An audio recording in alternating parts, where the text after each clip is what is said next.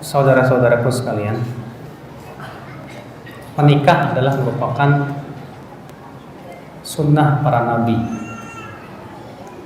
Tidak ada sejarahnya nabi itu jomblo. Ada nggak nabi jomblo, Mas? Semua nabi menikah, dan semua nabi menganjurkan umatnya untuk apa? Menikah. Hatta Nabi Isa alaihissalam menikah. Di surga tidak ada jomblo, Mas. Di surga semua menikah, ya kan? Rasulullah mengatakan setiap lelaki penduduk surga diberikan oleh Allah 2 bidadari. Ada yang sampai diberikan 100 bidadari. Nanti di surga nggak ada yang jomblo.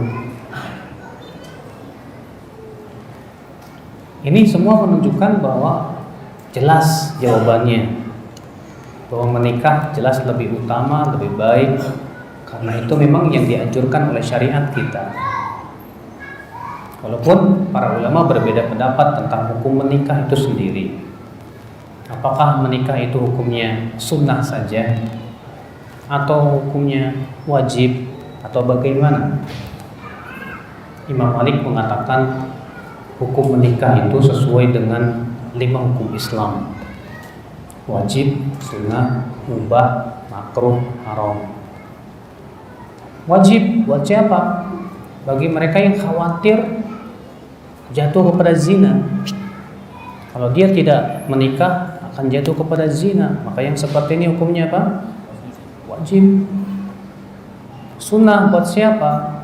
Mereka yang sudah sangat menginginkan menikah, tapi dia tidak khawatir untuk jatuh kepada zina, tapi dia sudah sangat ada keinginan menggebu untuk menikah. Maka seperti ini, ya, sunnah. Mubah buat siapa? Bagi mereka yang tidak ada, ya, tidak terlalu ada keinginan untuk menikah, dan dia pun tidak khawatir untuk masuk kepada zina, maka silakan dia menikah. Makruh bagi siapa? Bagi mereka yang dikhawatirkan tidak bisa melaksanakan hak-hak sebagai seorang suami atau istri. Haram buat siapa? Yang apabila dia menikah, dia pasti memberikan mudarat buat pasangannya. Misalnya dia nggak punya kemaluan, atau misalnya dia kemungkinan besar ya pasti akan memberikan mudarat. Maka tentu yang seperti ini tidak boleh, kata para ulama, karena kaidah mengatakan la darar wala dirar. Tidak boleh melakukan sesuatu yang sifatnya bahaya. Yang jelas agama kita sangat menganjurkan kita menikah, Pak. Rasulullah SAW bersabda, ya ma'syarasy syabab, man istata'a minkumul ba'ah falyatazawwaj, fa innahu aghaddu lil basar wa ahsanu lil farj. Faman lam yastati fa alaihi bis-shaum fa innahu lahu wija. Wahai para pemuda, siapa di antara kamu yang sudah mampu ba'ah? Ba'ah itu apa itu? Kemampuan untuk berjima dan kemampuan untuk memberikan nafkah. Iya. Maka hendaklah dia menikah, kata Rasulullah SAW. Karena itu lebih menundukkan pandangan dan lebih memelihara kemaluan. Dan siapa yang belum mampu menikah, maka hendaklah dia berpuasa, kata Rasulullah SAW. Di sini Nabi SAW menganjurkan, hai para pemuda, bagi kamu yang sudah punya kemampuan untuk menikah, menikah saja. Ya. Maka dari itu, Pak, sangat tidak bagus kalau ada seorang pemuda sudah mampu tapi diundur-undur menikah. Nanti ajalah kalau udah punya pekerjaan tetap, nanti ajalah kalau udah punya rumah, nanti ajalah kalau udah punya mobil. Ternyata setelah umurnya udah 40 tahun belum dapat juga. Rugi ya Islam, azakumullah ya. Dalam Al-Quran Allah menganjurkan untuk menikah. Allah berfirman, wa ankihul ayama minkum was-salihina min ibadikum wa imaikum iyakunu fuqara yughnihimullahu min fadlih wallahu wasi'un alim. Nikahkan para pemuda dan pemudi kalian itu, dan hamba-hamba laki-laki yang saleh dan wanita-wanita yang saleh itu. Jika mereka fakir, Allah akan kayakan dengan karunia-Nya. Lihat, Allah mengatakan di situ, nikahkan mereka. Jika mereka fakir, Allah kayakan dengan karunia-Nya. Berarti Pak, menikah itu membuka pintu rezeki. Ya. Maka dari itulah ya akhwat Islam azakumullah, Islam mensyariatkan ya umatnya untuk menikah. Bahkan Nabi mengatakan bahwa semakin banyak istri semakin baik dan paling baik di sisi Allah Subhanahu wa taala. Bagi yang mereka tidak khawatir untuk tidak bersikap adil. Iya. Maka dari itulah ibu-ibu dan bapak sekalian, saya ingin membahas tentang apa sih keistimewaannya menikah. Kenapa sih Islam itu sangat menganjurkan kita menikah? Apa sih pernikahan yang diridhoi oleh Allah Subhanahu wa taala? Ketahuilah ya akhi, banyak sekali maslahat yang dirasakan dalam pernikahan. Yang pertama, yang disebutkan dalam hadis tersebut, lebih menentukan pandangan dan lebih memelihara kemaluan. Orang yang menikah, dia sudah mempunyai sesuatu yang halal buat dia. Maka dengan menyalurkan syahwatnya itu lebih menundukkan pandangan dia, lebih menjaga kemaluan dia. Ya, dibandingkan dengan orang yang belum menikah. Karena orang yang belum menikah itu ya akhi, yang jomblo itu rentan zina. Rentan zina, kalau enggak zina hati, zina mata, zina telinga, ya, rentan zina. Ya. Makanya kita lihat banyak ya pemuda-pemuda para pacaran zina enggak, Pak? Zina, karena Nabi mengatakan kan, mata berzina dengan melihat, telinga berzina dengan apa? Mendengar. Hati berzina dengan apa? Berpikir. Makanya ya akhi azakumullah, untuk tujuan ini Islam mensyariatkan pernikahan supaya pandangan mata ya bisa tertahan, supaya kemaluan bisa terpelihara sehingga tidak meletakkan bukan pada tempatnya, sehingga ia pun bebas dari zina. Maka Allah Subhanahu wa taala menganjurkan menikah. Ustaz, saya udah nikah tapi kok susah banget ya menahan pandangan. Saya udah nikah nih Ustaz, tapi Masya Allah kok ngegebu-gebu bener nih ya, kalau ngelihat perempuan. Wah, mungkin yang seperti ini bisa jadi dianjurkan menikah lagi, Mas.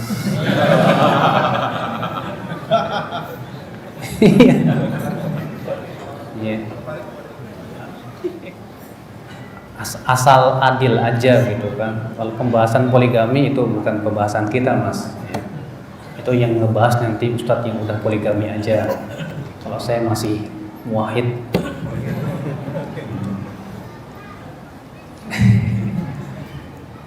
Saudara-saudaraku sekalian, keistimewaan yang kedua, apa faidah menikah dari yang dianjurkan oleh Islam? Apa faedahnya? Yang kedua, dengan menikah seorang muslim dan muslimah banyak mendapatkan pahala di sisi Allah Subhanahu wa taala. Berapa banyak pahala yang dia dapatkan dari menikah? Jima, pahala enggak, Pak? Pahala. Ya, kata Rasulullah SAW, apa? Wa fi bud'i shadaqah, wa fi bud'i ahadikum shadaqah. Pada kemaluan kalian tuh ada sedekah. Apa kata para sahabat, ya Rasulullah, ayati ahaduna syahwatahu wa yakunu fiha lahu ajrun? Wahai Rasulullah, apakah seseorang lelaki yang mendatangi istrinya, syahwatnya, dia dapat pahala dari situ? Kata Rasulullah apa? Ara'aita law wadu'aha fi haram akana alaihi wizrun wa kadzalika law wada'aha fi halal kana lahu ajrun. Bagaimana pendapatmu kalau ia letakkan kemaluannya itu dalam perkara yang haram, dapat dosa tidak? Dapat. Demikian pula kalau ia letakkan pada yang halal, dapat pahala, kata Rasulullah SAW. Bayangkan Pak, ya, suami istri berjima dapat pahala, dari jima saja dapat pahala. Sementara kalau pacaran megangnya udah haram, mikirannya udah haram. Ikhwatul Islam, azakumullah ayat. Pahala apa lagi Pak yang bisa dapat dari menikah Pak? Seorang suami bisa dapat pahala banyak dari istrinya. Nabi SAW bersabda apa? Ayat Bukhari dan Muslim, khairukum li ahli wa ana khairukum li ahli. Sebaik-baik kamu adalah yang paling baik terhadap istrinya, dan aku yang terbaik untuk istriku. Rasulullah mengatakan sebaik-baik kamu. Berarti menikah itu menjadi sebuah sarana, ya, sarana yang terbaik untuk menjadi orang terbaik. Orang yang terbaik bukanlah orang yang baik di depan masyarakat, Pak. Tapi orang terbaik itu adalah orang yang komentar istrinya baik. Kalau ditanya istrinya bagaimana suamimu, kalau istrinya berkata Masya Allah, berarti dia memang orang terbaik. Walaupun masyarakat, ya, menganggapnya kurang, tapi dia yang terbaik. Kenapa? Karena orang kalau sudah terbaik kepada istrinya, pasti buat orang lain terbaik juga, baik juga. Kepada orang yang dia kuasai, yang selama ini hidup bersamanya, dia baik kepada tetangga dan kepada yang lain, pasti lebih baik, Pak. Insya Allah. Tapi orang yang Masya Allah bisa memimpin masyarakat belum tentu baik kepada istrinya, Pak. Orang yang pandai berceramah kepada manusia belum tentu baik pada istrinya, Pak. Belum tentu. Makanya Nabi SAW mengatakan khairukum li ahli. Sebaik-baik kamu adalah yang paling baik kepada istrinya, dan aku, kata Rasulullah, yang terbaik untuk istriku. Masya Allah. Berarti menjadi suami yang paling baik adalah menjadi orang yang terbaik. Luar biasa. Pahalanya besar di sisi Allah Subhanahu wa taala. Istri pun bisa mendapatkan pahala besar dari suami, ya. Dengan baktinya dia kepada suami, ya. Dengan dia menaati suami, dia membantu suami, itu semua pahala di sisi Allah Subhanahu wa taala. Masya Allah. Akhul Islam, azakumullah, berapa banyak pahala yang bisa didapatkan dari menikah itu, ya akhi, azakumullah, ya. Antum menyuapi istri sedekah. Kata Rasulullah SAW dalam riwayat Muslim dari hadis Sa'ad bin Abi Waqqas, innaka lan tunfiq nafaqatan tabtaghi biha wajha Allah illa ujirta 'alaiha hatta ma taj'al fi imra'atik.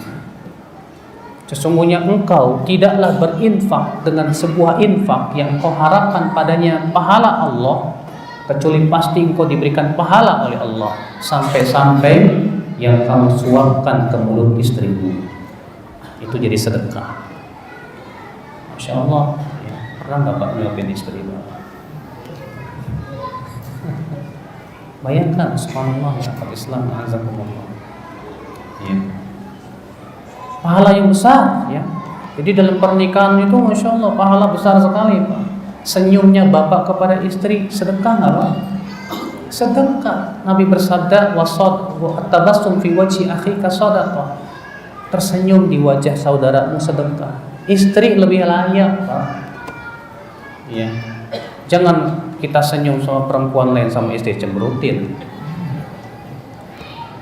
Maka ya akhi, yang berhak untuk kita senyum padanya siapa?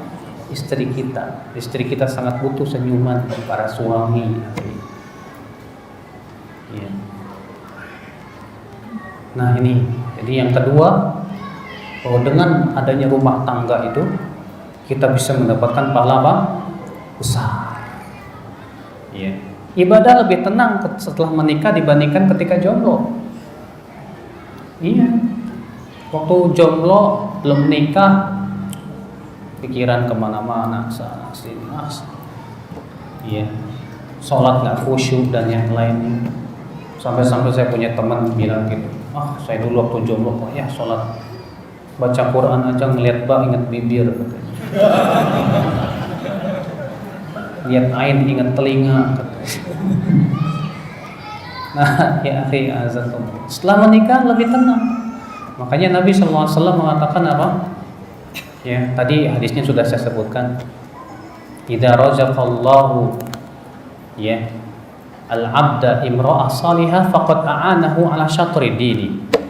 Apabila Allah memberikan kepada seorang laki-laki istri yang salehah, maka berarti Allah sudah membantu untuk dia untuk menyempurnakan setengah agamanya. Berarti dengan adanya menikah, Pak, sudah sempurna setengah agama. Tinggal kita menyempurnakan setengah yang lainnya. Masya Allah. Alhamdulillah. Yang ketiga, apa faidah menikah? Kenapa Allah menganjurkan kita menikah? Faidah menikah ya akhwat Islam untuk mendidik jiwa kita. Ya. Mendidik bagaimana? Pertama, mendidik sifat kelemah lembutan kita kepada pasangan. Rasulullah bersabda dalam riwayat Imam Ahmad, "Idza aradallahu bi ahli baitin khairan adkhala fihimur rifq." Apabila Allah menginginkan kebaikan pada sebuah rumah tangga, Allah akan masukkan kelemah lembutan pada mereka. Berarti lemah lembut itu tanda rumah tangga yang dirahmati oleh Allah Subhanahu wa taala.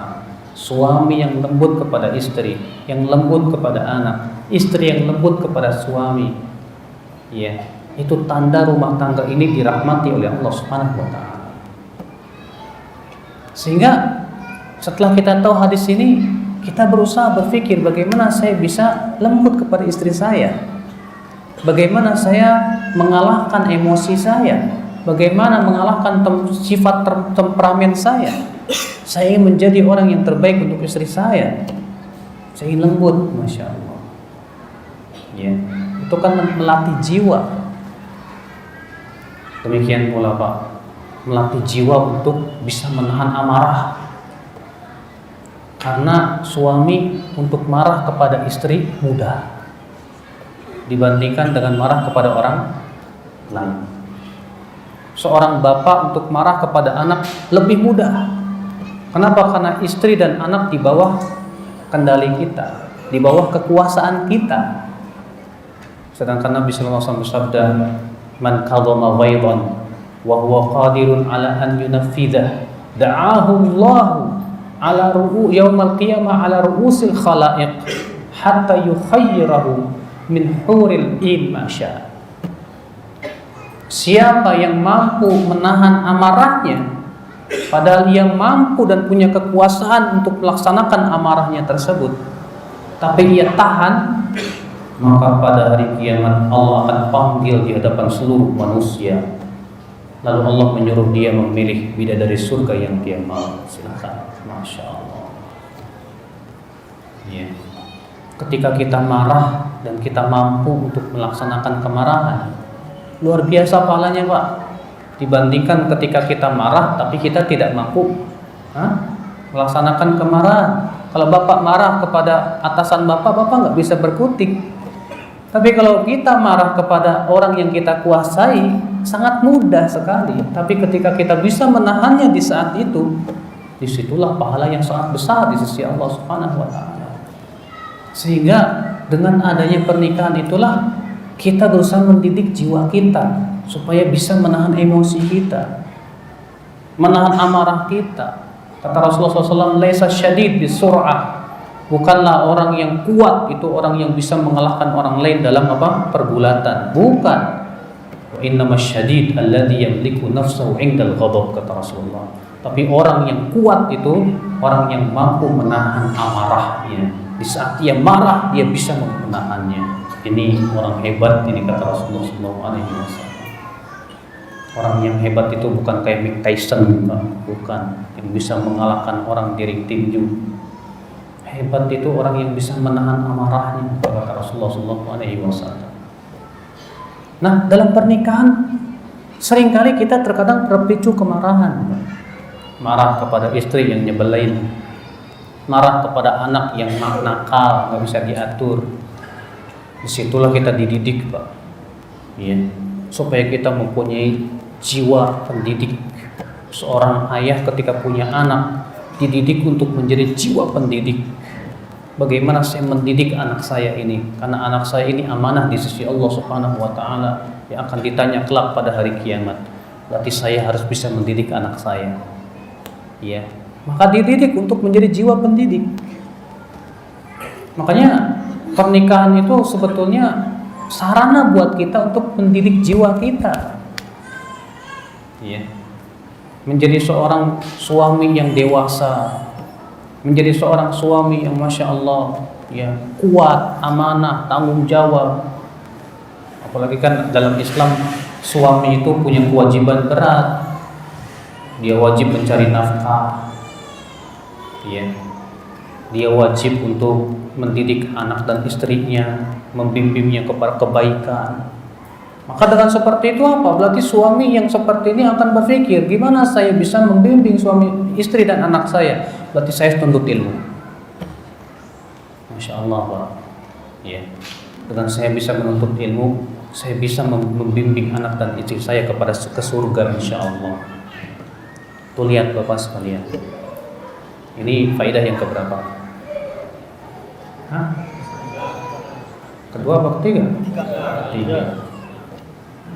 Jadi yang ketiga, pernikahan itu sebagai sarana untuk mendidik jiwa kita menjadi suami yang terbaik.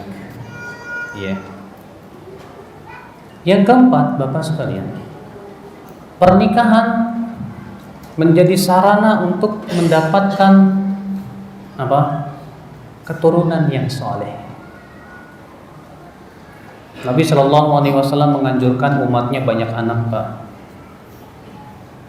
Nabi SAW bersabda, "Tazawwajul wadud al walud, fa inni mukatsirum bikumul umam."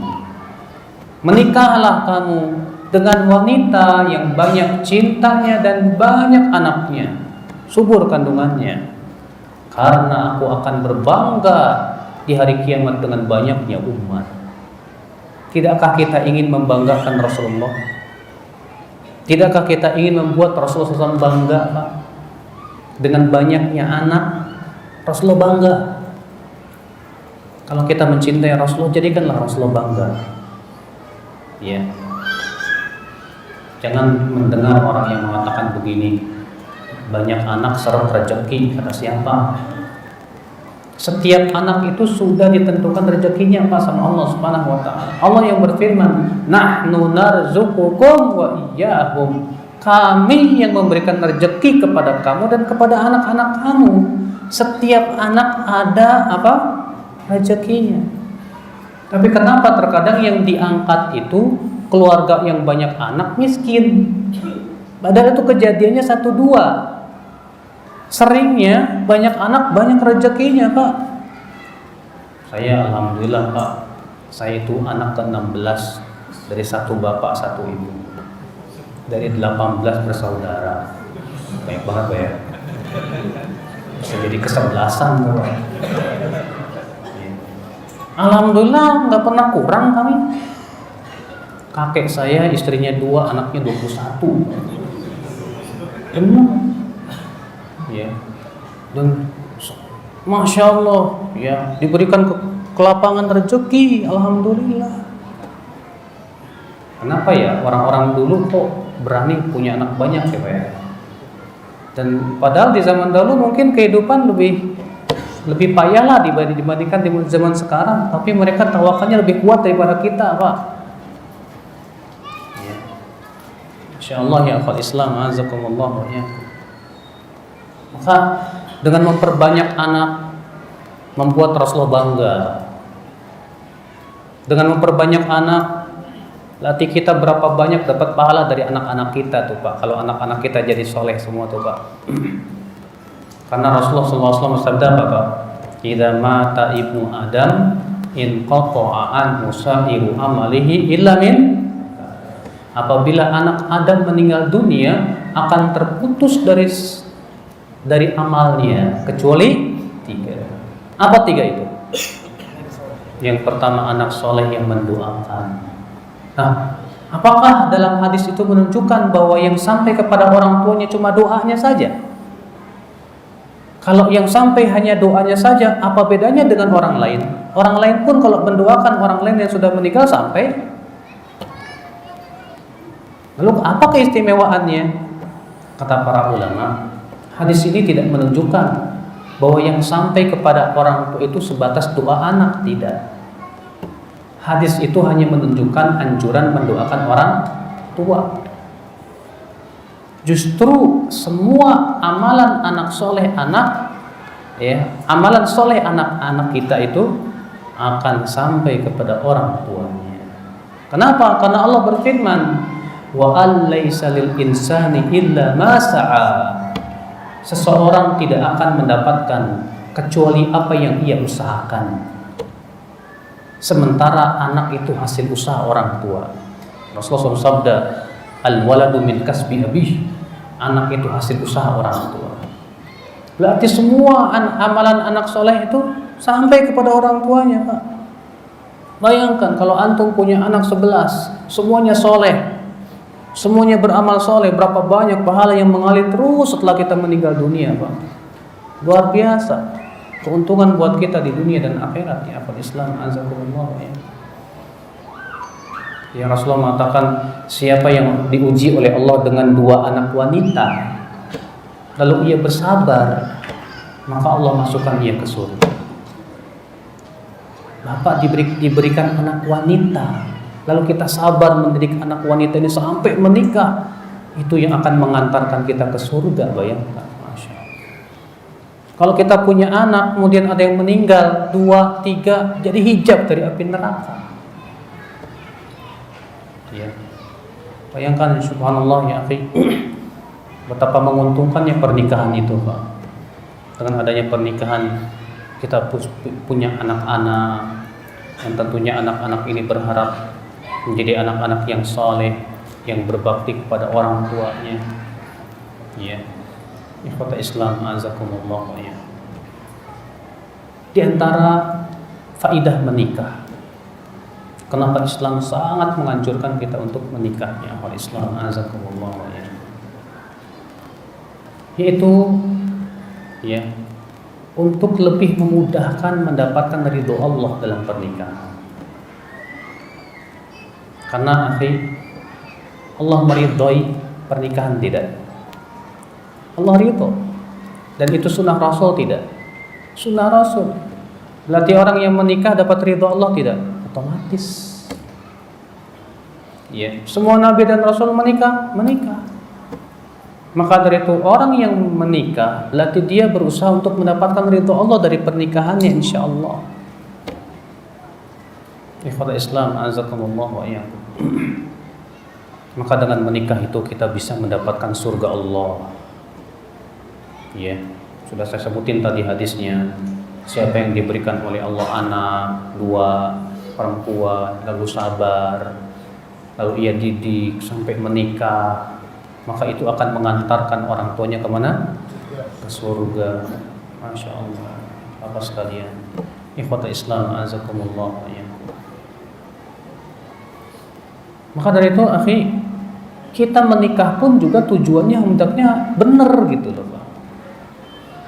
Kita menikah bukan hanya sebatas memuaskan syahwat, tapi tujuan menikah yang paling utama adalah untuk mendapatkan ridho Allah subhanahu wa ta'ala.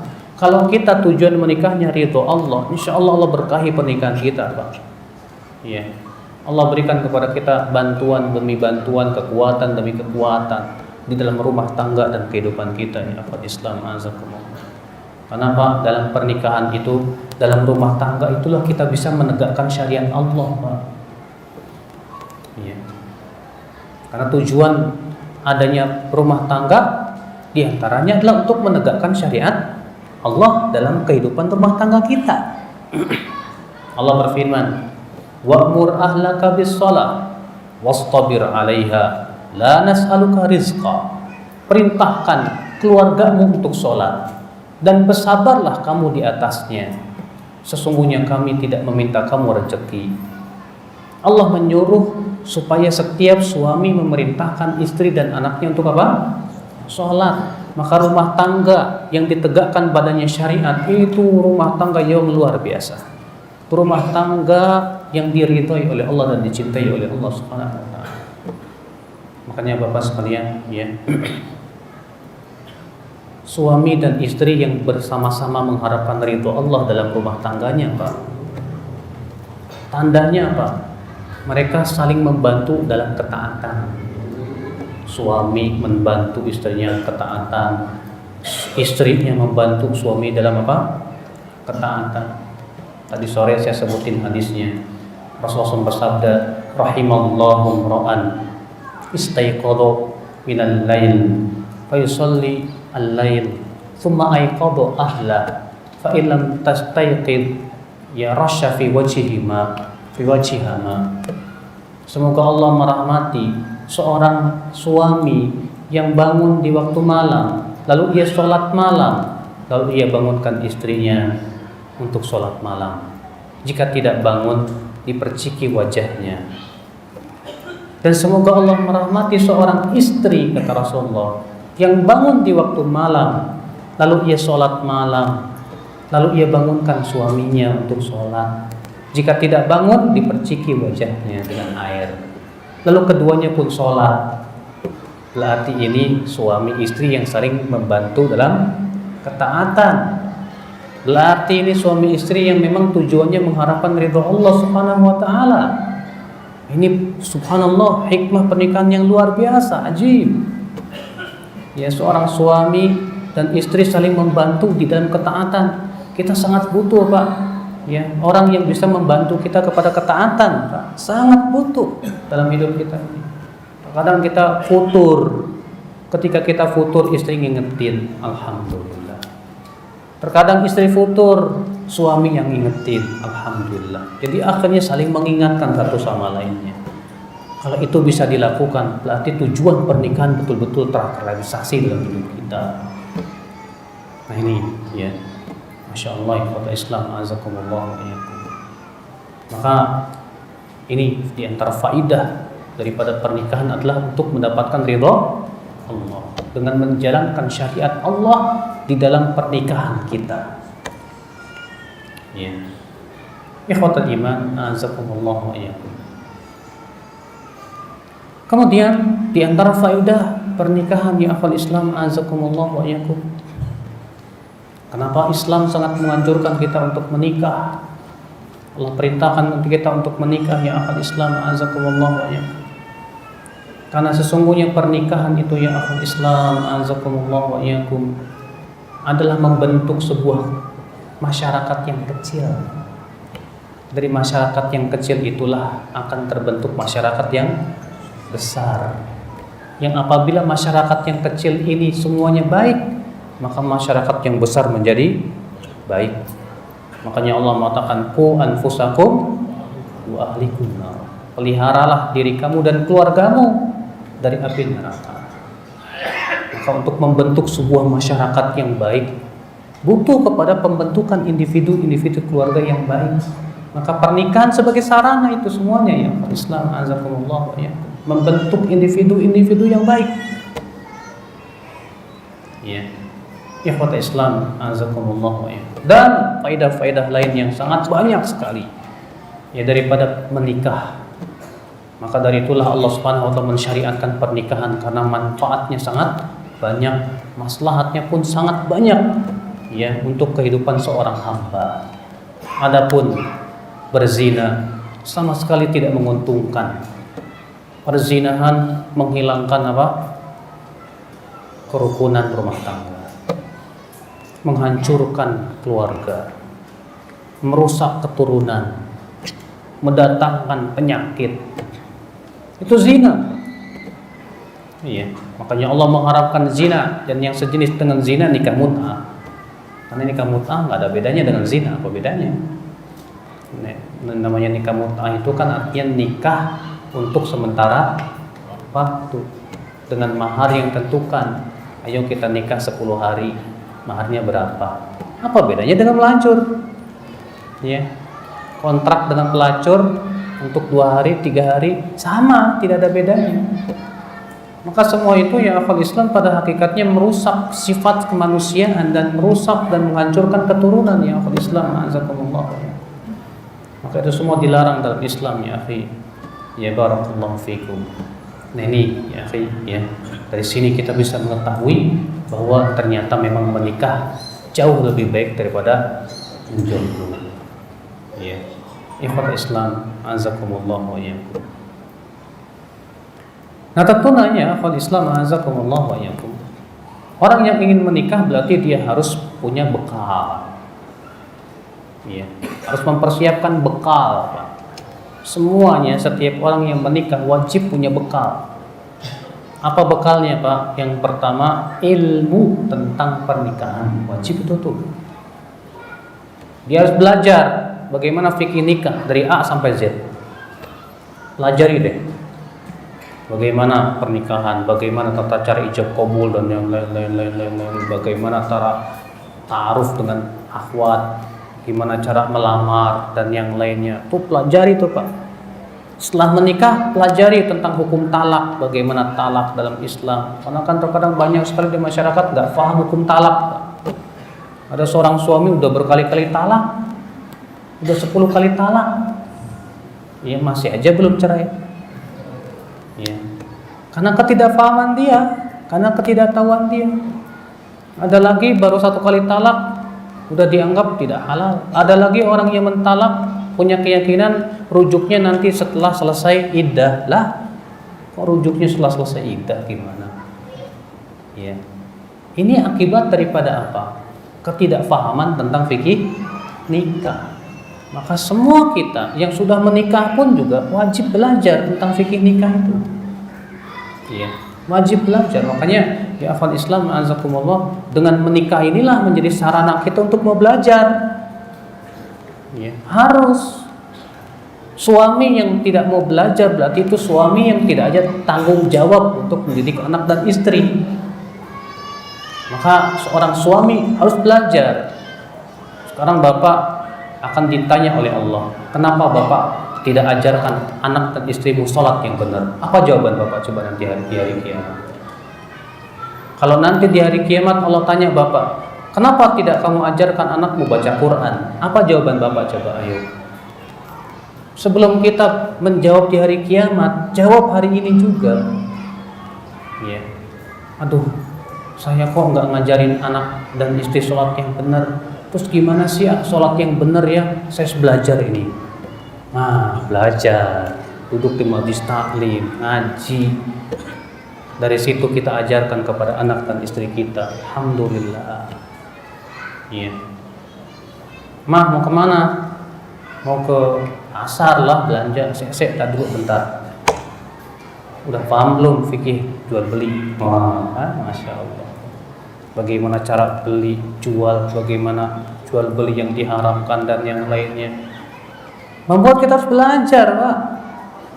Makanya ya, saya sangat menyayangkan dan miris kalau banyak suami tidak mau belajar.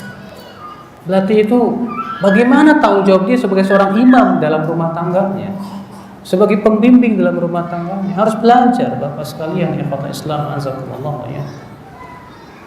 Ya, makanya ya akhi, ini persiapan yang harus selalu kita siapkan. Atau yang sudah menikah pun juga harus terus belajar ya akhi Islam.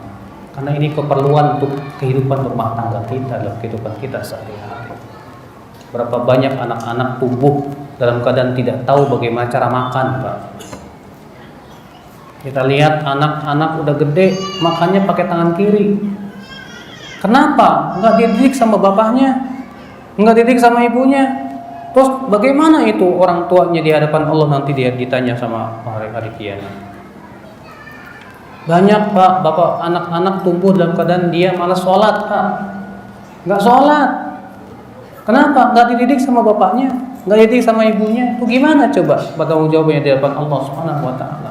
Nah, semua ini, Pak, ya, adalah di antara motivasi untuk menuntut ilmu Allah Subhanahu wa taala. jadikan sebagai cambuk buat kita ya Islam azakumullah ya. Iya.